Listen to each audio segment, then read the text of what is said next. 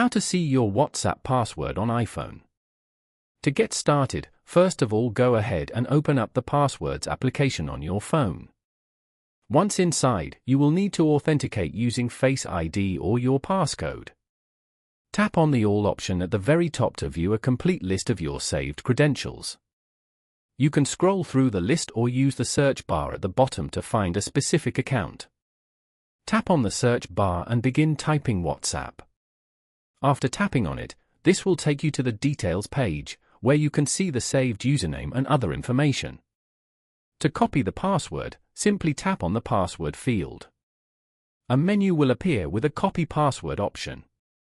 Tap on it, and the password will be copied to your clipboard. Following these steps, you can easily see your WhatsApp password on an iPhone. Thank you for watching. Please leave a like if this tutorial helped you, or leave a comment below if you have any questions related to the video.